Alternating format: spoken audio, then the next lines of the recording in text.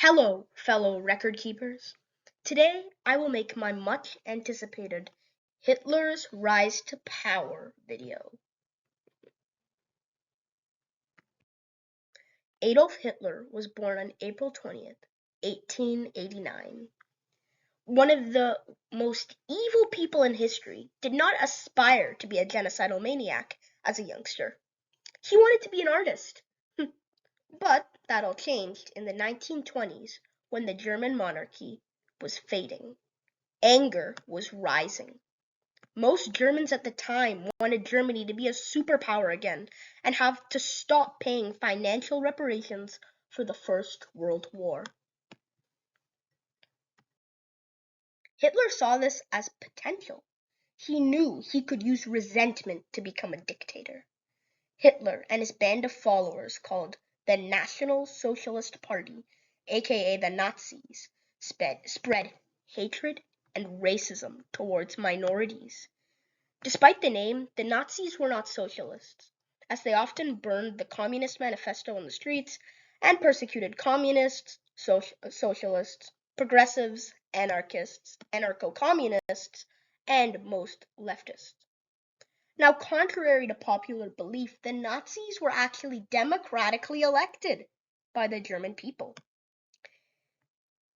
Oh, well, of course, they had eventually become a dictatorship, but this shows that the German people were so angry, so upset that they had to pay so much reparations for World War I that they wanted someone to blame: the Jews. Okay. Hitler and the Nazis allied themselves with fascist Italy. They both had a common ideology: fascism, a radical, far-right ideology that promotes a certain group and often uses minorities as the nation's punching bag. This usually leads to genocide. Fascism in Italy was created by the nation's dictator Benito Mussolini.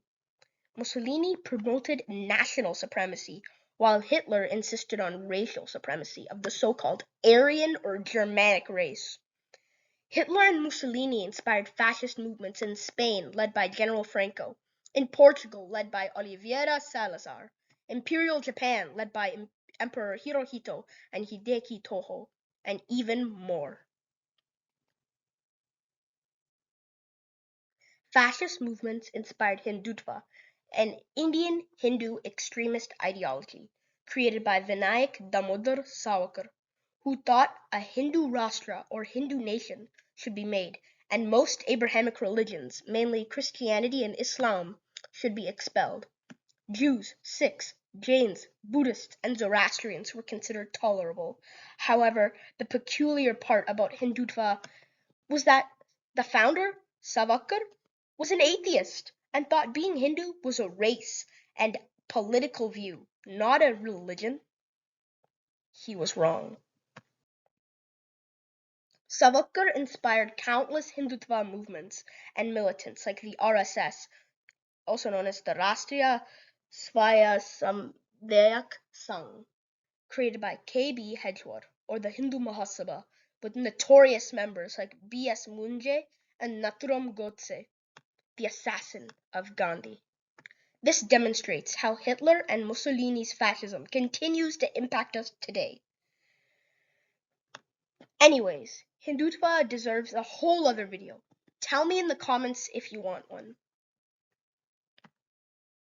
Hitler and the Nazis started one of the most evil genocides of all time, the Holocaust.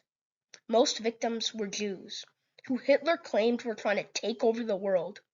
Hitler created the Judeo-Bolshevik theory, which was a conspiracy theory that is still used by neo-Nazis and fascists to this day. The theory claimed that Jews were trying to use communism to take over. All of this is nonsense and led to millions of people being killed in horrible ways. However, not only Jews were butchered. Roma, also known as Romani peoples or Gypsies, Slavs, aka Eastern Europeans, homosexuals, leftists, Freemasons, also known as stoneworkers, and disabled peoples were all massacred. Roma and Slavs were considered by the Nazis to be criminals and barbarians. Leftists and homosexuals raised new and progressive ideas that Hitler found to be threatening to his power. Freemasons were considered to be a secret society controlled by Jews. Hitler thought that disabled people were holding down society and needed to be purged. Heck, even the Jehovah's Witnesses, a Christian sect, were persecuted for refusing military service.